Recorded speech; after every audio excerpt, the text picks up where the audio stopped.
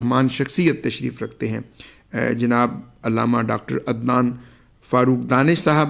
آپ P H D doctor بھی ہیں، مذہبی اسکالر بھی ہیں، سماجی رہنما بھی ہیں، سیاسی رہنما بھی ہیں، اور بہت سارے آپ کے جو ہیں وہ تعارف ہیں. اور ڈاکٹر صاحب، سب سے پہلے تو ہم آپ کو اپنے لائیو اسٹوڈیو میں خوش آمدید کہتے ہیں. بہت شکریہ میاں ندیم احمد صاحب آپ کا اور آپ کی پوری ٹیم کا.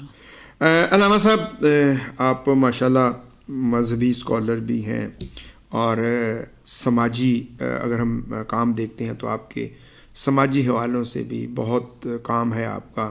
آپ بھی ایک سماجی تنظیم جو ہے وہ بھی چلا رہے ہیں، علماء کی ایک تنظیم، اس کی بھی آپ سرپرستی کرتے ہیں. آج کے اگر ہم حالات دیکھتے ہیں تو ہر بندہ جو ہے وہ پریشان ہے، ٹینشن کا شکار ہے، اور کسی کو بلڈ پریشر ہو گیا. اب چھوٹی چھوٹی عمر جو ہے اس میں ہم دیکھتے ہیں کہ لوگ بیماریوں میں مبتلا ہو گئے. کیا سمجھتے ہیں آپ، کیا ان جو ہے یہ پریشانیوں کا حل کیا ہونا چاہیے؟ الحمدللہ والصلاة والسلام علی رسول اللہ. میاں ندیم احمد صاحب، آپ کا یہ پروگرام رابطہ جو پہلے صرف سنا جاتا تھا اب سنا بھی جاتا ہے اور دیکھا بھی جاتا ہے، اور پوری دنیا میں اب پوری دنیا میں دیکھا جاتا ہے، اور دیکھنے والوں کی تعداد میں روز بروز اضافہ ہو رہا ہے. جی آپ کی اس پروگرام کی کوالٹی بہت اچھی ہے. آپ مختلف موضوعات پر مختلف احباب کو بلا کر لوگوں سے ہم کلام ہونے کا موقع دیتے ہیں. تو آج کا ٹاپک جس کا آپ نے انتخاب کیا ہے یہ آج کی بڑی ضرورت ہے. جی. دور موجود کے اندر ہم دیکھتے ہیں کہ ہر بندہ ڈپریشن کا شکار ہے، انزائٹی کا شکار ہے، اور گہری سوچ میں مبتلا ہے. وہ کچھ لا حاصل کی جستجو میں بھٹکتا ہوا نظر آ رہا ہے. جی. تو لا حاصل کی جستجو سے پہلے اسے اپنے حاصل پر نظر دوڑانی چاہیے. جیسا کہ قرآن مجید کی آیت مبارکہ ہے وَإِن تَعُدُّوا نِعْمَةَ اللَّهِ لَا تُحْصُوهَا. اللہ تعالیٰ نے فرمایا اگر تم میری نعمتوں کو گننا چاہو تو تم انہیں احاطہ شمار میں نہیں لا سکتے، تم انہیں گن نہیں سکتے. اچھا، وہ جو نعمتیں موجود ہیں وہ حاصل چیز ہے، اور جو حاصل چیز ہے اس پر نظر دوڑانی چاہیے کہ میرے پاس کیا کیا ہے. جی. اور کتنے ہی ایسے لوگ ہیں ان کے پاس وہ چیز موجود نہیں ہے جو آپ کے پاس موجود ہے. تو سب سے پہلے موجود چیزوں پر نظر دوڑائی جائے، اور پھر دیکھا جائے کہ ایسے بھی لوگ ہیں جن کے پاس یہ نہیں ہے، تو آپ کو ایک خوشی اور مسرت نصیب ہوگی. بس آپ نعمت ایمان کو دیکھ لیں. آپ صاحب ایمان ہیں، اور کچھ ایسے بھی ہیں جنہیں دولت ایمان میسر نہیں ہے. تو کیا یہ ایمان کی دولت کم ہے؟ کیا آپ اس پر خوشی نہیں منائیں گے؟ کیا آپ اس پر مسرت کا اظہار نہیں کریں گے کہ اللہ تعالیٰ نے آپ کو صاحب ایمان بنایا ہے؟ اور پھر آپ دیکھیں کہ آپ کے پاس جو صحت ہے، آپ جو کھاتے ہیں پیتے ہیں وہ ہضم ہو رہا ہے. اور کتنے ہی ایسے ہیں، آپ سول ہاسپٹل میں چلے جائیں، الائڈ ہاسپٹل میں چلے جائیں، ہاسپٹلز کا اگر آپ وزٹ کریں تو آپ دیکھیں گے کتنے ہی بے شمار لوگ آپ کو بیمار نظر آتے ہیں. اور ایسے بھی ہیں جنہیں ایک روٹی کا لقمہ کھائے ہوئے کئی ماہ بیت گئے، وہ کھا نہیں سکتے. جی. تو اگر آپ یہ کھا رہے ہیں پی رہے ہیں اور آپ کے پاس نعمت صحت موجود ہے تو آپ اس پر خوشی منائیں کہ اللہ تعالیٰ نے آپ کو صحت والی زندگی دی ہے، وگرنہ کتنے ہی بے صحت لوگ آپ کو نظر آئیں گے. تو صحت ایمان کے بعد سب سے بڑی نعمت ہے جو آپ کے پاس میسر ہے، اور اس پر اللہ تعالیٰ کا شکر بجا لانا چاہیے کہ یا اللہ تو نے مجھے صاحب صحت بنایا. تو یہ انسان کے پاس موجود ہوتی ہے، چونکہ قدر اس لیے نہیں ہوتی کہ موجود ہوتی ہے. اور جب یہ نعمت صحت نہ رہے تو پھر پتہ چلتا ہے کہ صحت کی نعمت کتنی بڑی نعمت تھی. میں نے بہت سارے لوگوں سے یہ سنا کہ وہ کہتے ہیں یار پیسے کا کیا کرنا ہے اگر صحت ہی نہیں. بے شک. آپ نے دیکھا ہوگا کہ اگر ہلکا سا بخار ہو جائے تو اپنی پسند کی نعمتیں سامنے دسترخوان پر موجود ہوں، لیکن ایک ہلکے سے بخار کی وجہ سے آپ اپنی پسندیدہ چیز تک نہیں کھا سکتے. جی. تو صرف دولت ہی نعمت نہیں ہے، ایمان بھی نعمت ہے، صحت بھی نعمت ہے. اسی طرح آپ دیکھتے ہیں کہ عقل آپ کی سلامت ہے. جی. آپ کو پتہ ہے کہ آپ کون ہیں، آپ کو پتہ ہے کہ آپ کے گھر والے کون ہیں، آپ صاحب عقل ہیں. تو عقل کی نعمت کیا اس پر شکر ادا نہیں کرنا چاہیے کہ یہ کتنی بڑی نعمت ہے؟ مثلا آپ پاگل خانوں میں چلے جائیں، وہ جن کی عقل زائل ہو گئی وہ جنہیں اپنی بھی خبر نہیں، گھر والوں کی خبر نہیں، دنیا و ما فیہا سے بے نیاز ہو گئے، جی جی، اور جن کی عقل ہی سلامت نہیں رہی، تو کیا آپ شکر ادا نہیں کرتے کہ اللہ تعالیٰ نے آپ کو نعمت عقل سے نوازا ہے؟ جی تو نعمت ایمان، نعمت صحت، نعمت عقل، نعمت شکل، اور پھر آپ یہ دیکھیں کہ بہت سارے ایسے لوگ ہیں جو جیلوں کے اندر قید ہیں، کچھ اپنے کیے کی وجہ سے قید ہیں اور کچھ نہ کردہ گناہوں کی وجہ سے قید ہیں. آپ دیکھتے ہیں کہ آپ آزاد ہیں، تو کیا یہ آزادی نعمت نہیں ہے؟ آپ اپنی مرضی سے اٹھتے ہیں، بیٹھتے ہیں، جو من میں آتا ہے وہ کھاتے ہیں، تو اسے بھی نعمت سمجھا جائے، عافیت کو نعمت سمجھا جائے، صحت کو نعمت سمجھا جائے، آزادی کو نعمت سمجھا جائے، عقل کو نعمت سمجھا جائے. تو جب آپ ان چیزوں کو نعمت شمار کریں گے تو آپ دیکھیں گے کہ میرے پاس بہت کچھ ایسا ہے جو دوسروں کے پاس موجود نہیں. جی جی، اس بارے میں حضرت شیخ سعدی شرازی رحمۃ اللہ علیہ کا ایک بہت معروف واقعہ جو آپ نے بھی سن رکھا ہوگا، اکثر لوگوں نے سنا ہے، علماء بیان کرتے ہیں کہ آپ علم کی راہ کے مسافر تھے، علم کی راہ کے راہی تھے. تو ایک بار آپ مسجد میں نماز پڑھ رہے تھے تو آپ نے حالت سجدہ میں اللہ تعالیٰ سے شکوہ کیا کہ میں دین کا طالب العلم ہوں اور میری حالت یہ ہے کہ میرے پاس پہننے کے لیے جوتا بھی موجود نہیں، جوتا دستیاب نہیں.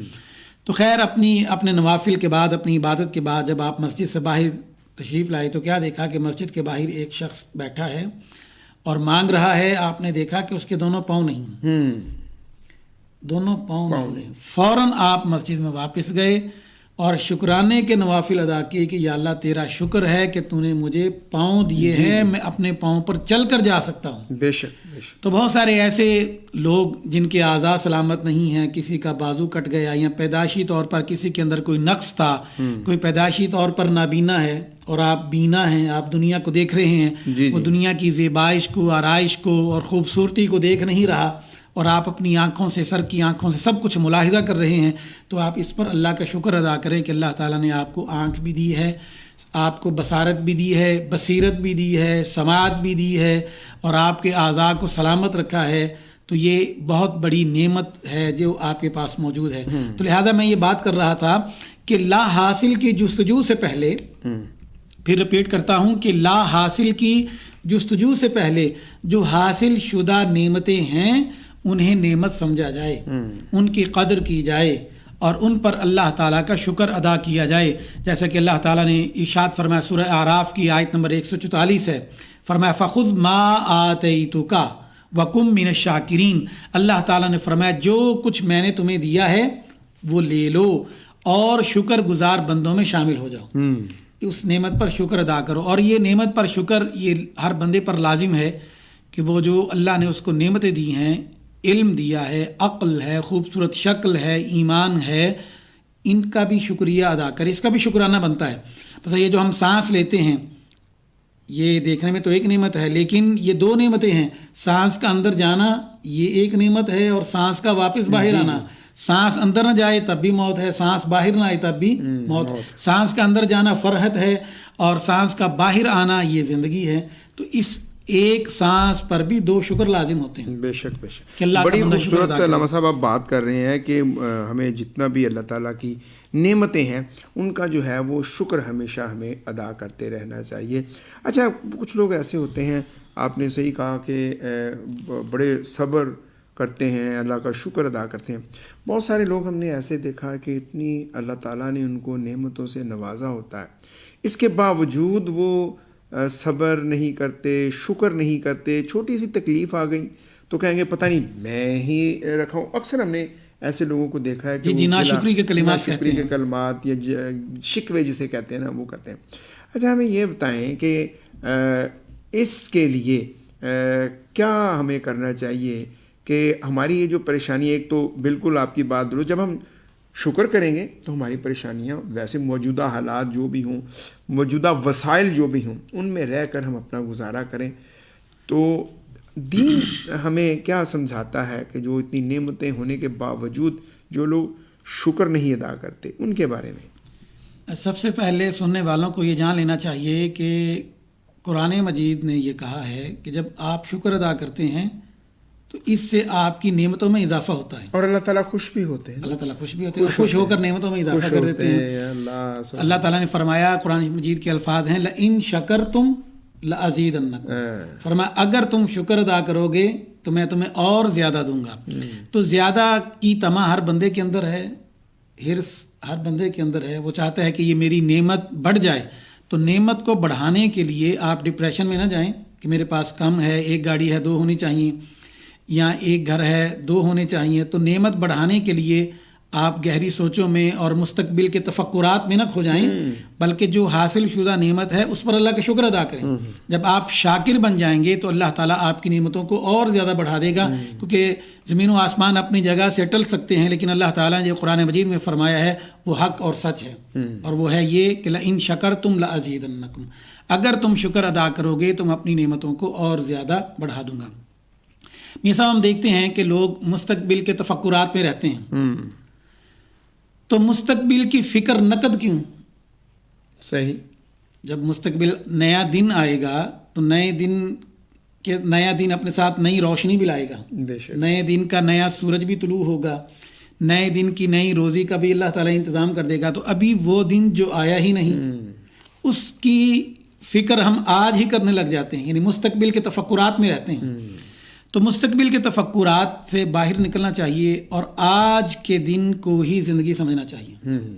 دیکھیے، ایک ماضی ہے، ایک حال ہے اور ایک مستقبل ہے۔ جی جی، اگر میں دیکھوں کہ میں عدنان فاروق ایک عام آدمی ہوں اور میرے ساتھ ایک بادشاہ ہے، میں اور بادشاہ جب اپنا کمپیریزن کرتے ہیں تو ہم یہ دیکھتے ہیں کہ میرے اور بادشاہ کے درمیان صرف ایک دن کا فرق ہے۔ کتنا فرق ہے؟ جی جی، ایک دن کا۔ مثلا وہ گزشتہ دن جو گزر گیا وہ میرا اور بادشاہ کا ایک جیسا ہے، نہ وہ گزشتہ دن کی لذت کو محسوس کر سکتا ہے اور نہ میں کر سکتا ہوں، وہ تو ہمارے دونوں کے ہاتھ سے نکل گیا۔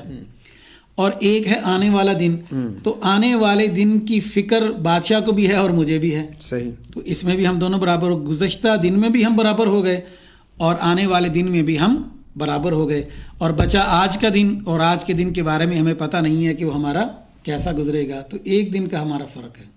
تو لہٰذا آج کے دن کو ہی زندگی سمجھنا چاہیے، مستقبل کے تفکرات کو نقد نہیں لینا چاہیے، آج ہی اپنے اوپر مستقبل کی فکر طاری نہیں کرنی چاہیے۔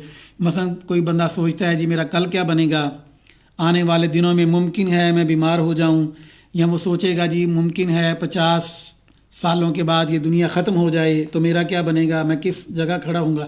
تو ایسی وہ فکریں اپنے دامن میں رکھتا ہے۔ تو لہٰذا اسے چاہیے کہ آج کے دن کو ہی انجوائے کرے، آج کا دن ہی اصل زندگی ہے۔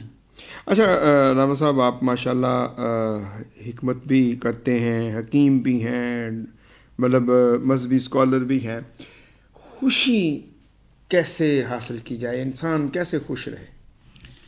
دیکھیے، انسان کی خوشی کے لیے سب سے پہلی بات یہ ہے کہ وہ اپنے خالق کی معرفت حاصل کرے۔ بے شک، کوئی ہے مجھے بنانے والا، کوئی ہے مجھے چلانے والا، اس کے حکم سے میں بنا ہوں اور اس کے حکم سے میں چل رہا ہوں۔ جس بندے کو خدا کی معرفت نصیب ہوتی ہے اور جب وہ اللہ کے ذکر کی طرف آتا ہے تو اسے ایک روحانی خوشی محسوس ہوتی ہے۔ دیکھیے، ایک جسم کی خوراک ہے، آپ صبح بھی کھانا کھاتے ہیں، دوپہر بھی کھاتے ہیں، رات کو بھی کھاتے ہیں، اور دن میں جہاں کہیں موقع ملے کھاتے پیتے رہتے ہیں۔ تو جب جسم کو جسم کی خوراک مل رہی ہے اور روح کو روح کی خوراک نہیں ملتی، تو پھر روح جو ہے وہ اس طرح سے پرفارم نہیں کرتی جس طرح سے جسم پرفارم کر رہا ہوتا ہے، کہ اسے تو خوراک مل رہی ہوتی ہے۔ تو روح کو اس کی غذا دی جائے۔ قرآن مجید نے فرمایا الا بذکر اللہ تطمئن القلوب، کہ فرمایا خبردار ہو جاؤ کہ جو سکون ہے، جو اطمینان ہے، جو خوشی ہے وہ ذکر اللہ میں ہے۔ بے شک، تو انسان کو چاہیے کہ وہ غافلین میں سے نہ ہو بلکہ ذاکرین میں سے ہو، اللہ کا ذکر کرے، اللہ کی معرفت حاصل کرے، تو اس سے ایک روحانی سکون اس کو نصیب ہوگا۔ اور پھر خوشی، جو بندہ چاہتا ہے کہ وہ اسے خوشی حاصل ہو، وہ اللہ کے سامنے لمبے لمبے سجدے کرے۔ حضور اکرم صلی اللہ علیہ وآلہ وسلم سے پوچھا گیا کہ اللہ کو اپنے بندے پر کب پیار آتا ہے، تو آپ نے فرمایا جب وہ حالت سجدہ میں ہوتا ہے۔ اللہ کو اپنے بندے پہ بڑا پیار ہے۔ تو طویل سجدہ کرنا یہ انسان کو ڈپریشن سے نکالتا ہے، انزائٹی سے نکالتا ہے، اور پھر انسان کو ایک روحانی خوشی نصیب ہوتی ہے اس سجدے کی وجہ سے. تو قرآن کی تلاوت تدبر کے ساتھ کی جائے، لمبے سجدے کیے جائیں اور اللہ کا ذکر کیا جائے تو اس سے اس کو خوشی نصیب ہوگی. اسے پتہ ہے کہ جو دیا ہے وہ میرے خالق نے دیا ہے اور ہمیشہ کے لیے نہیں دیا. جب ہمارا وجود ہمیشہ کے لیے نہیں ہے تو پھر ہماری نعمت بھی ہمیشہ کے لیے نہیں ہے. جب وجود فانی ہے تو یہ وجود پر جو نعمت دی گئی ہے وہ بھی فانی ہے، وجود کے لیے جو نعمتیں دی گئی ہیں وہ بھی فانی ہیں. تو لہٰذا آج کے دن پر پوری اسٹرگل کرنی چاہیے. صبح ہو جائے تو شام کا انتظار نہ کیا جائے، شام ہو جائے تو صبح کا انتظار نہ کیا جائے، بلکہ بندہ اپنے کام میں مگن رہے، اپنی صلاحیت کو بڑھانے پر توجہ دے، اپنی ذہانت کو بڑھانے پر توجہ دے، اپنی توبہ پر توجہ دے، معرفت خدا پر توجہ دے.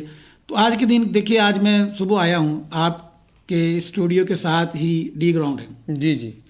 کچھ لوگ صبح صبح یہاں آتے ہیں اور میں نے دیکھا کہ سردیاں ہیں، بہت سارے لوگوں نے چترالی کیپ پہنی ہوتی ہے، چترالی ٹوپی پہنی ہے، کسی نے اپنا گرم لباس پہنا ہے. تو وہ یہاں ڈی گراؤنڈ میں آ کر ایک لمبی سانس لیتے ہیں، ناک سے سانس لیتے ہیں اور منہ سے نکالتے ہیں. پھر یہاں ڈی گراؤنڈ کے حسن کو دیکھتے ہیں، یہاں کے سبزے کو دیکھتے ہیں اور سورج کی نکلتی ہوئی کرنوں کو دیکھتے ہیں. تو وہ اس دن کی لذت کو محسوس کر رہے ہوتے ہیں، وہ اس دن کو انجوائے کر رہے ہوتے ہیں.